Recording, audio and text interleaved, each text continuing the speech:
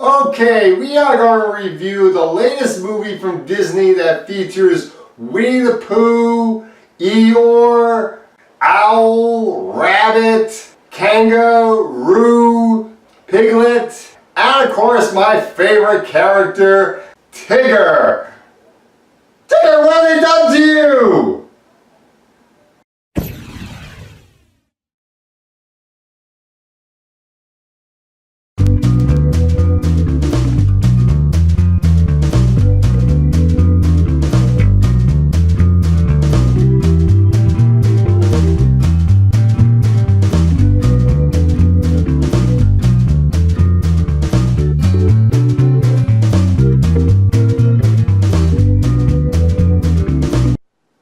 Christopher Robin, directed by Mark Forster, starring Ewan McGregor as the adult Christopher Robin. You have Haley Atwell playing Evelyn Robin, Christopher's wife, and Jim Cummings, the original voice of Winnie the Pooh, comes back to reprise his role as Winnie the Pooh. He also does the voice of Tigger.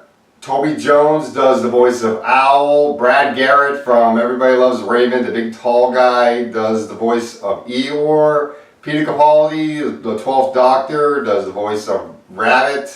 And you got other actors doing the voices of Piglet, Kangaroo, and Bronte Carmichael plays Christopher Robin and Evelyn's daughter, Madeline. The plot of this movie is basically the plot of Hook. That Robin Williams movie where what if Peter Pan grew up? This is basically the same plot in this movie, only it's Winnie the Pooh.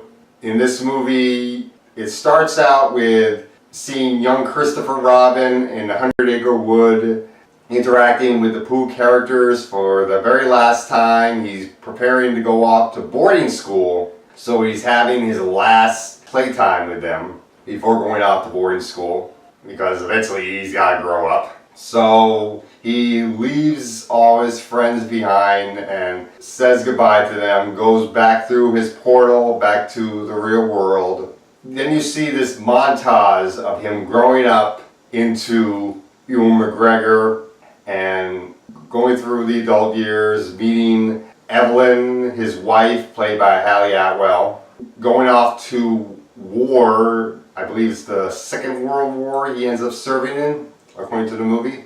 And then later on, he gets a job as this executive at this luggage factory, or this company that sells luggage, something like that. And his job is to figure out how to cut the costs at this luggage business and figure out whether or not he's got to lay off some people or cut off some other expenses in order to make sure that this business stays afloat, while his boss does like to work but also likes to play golf a lot. And he's really got this predicament of not knowing how exactly to cut the costs. Meanwhile, happening in the 100-Acre Wood, Winnie the Pooh has lost all his friends and he's run out of honey.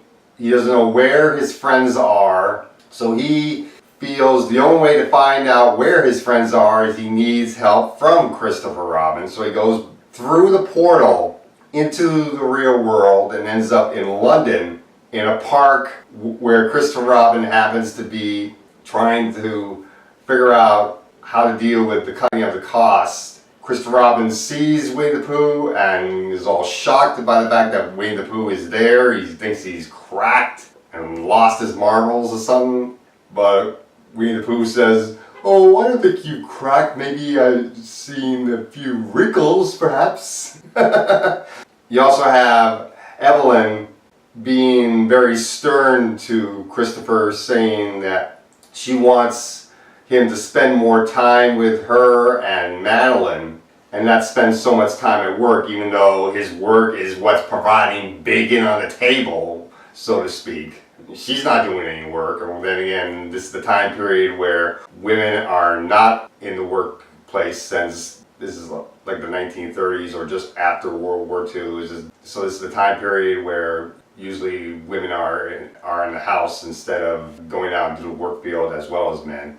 And that's pretty much our movie. I have to say I did like the movie, but there are some problems with this film.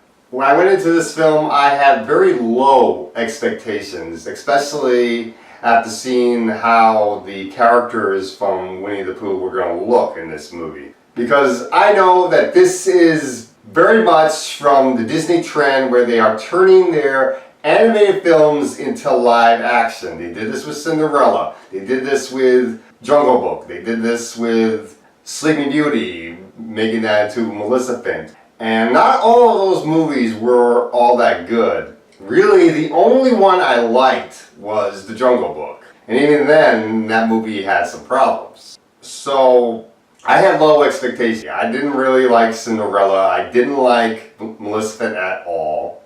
There were some things I liked about it, but not really. But overall, I really didn't like that movie. And Beauty and the Beast, after really thinking about it, I don't like that movie at all, really. I really think that movie's not that good.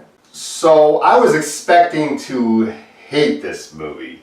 And I ended up liking it. Not loving it, but liking it. There were some things I didn't like about it, but I did like the movie. Ewan McGregor does a great job as the adult Christopher Robin. I thought he was great in the movie. Hallie Atwell does a pretty good job as the wife. There are some problems I have with her performance, but I thought she was pretty good. The little girl that plays the daughter, Bronte Carmichael, I thought she was great in the movie. I really did like the way she played her character, and when she eventually meets the Pooh characters, I thought that was done very well. Of course she's going to get the Pooh characters, that's not really much of a spoiler. The voice actors that did the Pooh characters were all great. They all did an excellent job. It was great to hear Jim Cummings reprising his role as Winnie the Pooh and doing the voice of Tigger. He does both of those voices very well, and everybody else doing their voices were great. Peter Capaldi doing the voice of Rabbit, he's perfect as Rabbit, and then you have Toby Jones doing the voice of Owl, who's great. You don't get enough of those two, unfortunately. You get more screen time being devoted, of course, to Winnie the Pooh, and of course Tigger, but you get some good screen time devoted to Piglet as well, which I thought was great. Eeyore gets a good amount of screen time as well. But it would have been nice to get a little bit more screen time to say at least Roo. But I really did like this movie. The problems, though, with this movie. Hallie Atwell, her part could have been written a little bit better because all she is just, I want you to spend more time with the family. That's pretty much her whole role in the movie, is doing that. And I thought she played her role pretty well, but I wish there was more to her role, really. The other problem I have with this movie is the look of Tigger. Tigger in the animated film is very colorful. He looks like a tiger. And there have been dolls, stuffed animals, that have looked like Tigger. And they have looked very well like Tigger. But in this movie, Tigger looks like a faded tiger. And seeing that look for Tigger when the other characters do have a bit more color to them. I mean, Winnie the Pooh looks like the Snuggle Bear, but he still looks like a Winnie the Pooh version of the Snuggle Bear, at least. I really wish they could have done a little bit better with Tigger. Another problem is when the Pooh characters are in 100 Acre Wood, you can tell that they each represent a different part of Christopher Robin's personality. Winnie the Pooh representing his inner child, Tigger representing the fun part of Christopher, Eeyore representing the sadness part of him, and Owl representing his wisdom, or Rabbit representing his knowledge, I guess. And I thought all of them were great, but it does get a little weird when some of the characters leave the 100 Acre Wood and go into the real world and start interacting with other people. You start to wonder how exactly does that work, and they don't really give much of an explanation for that, really, other than Disney magic.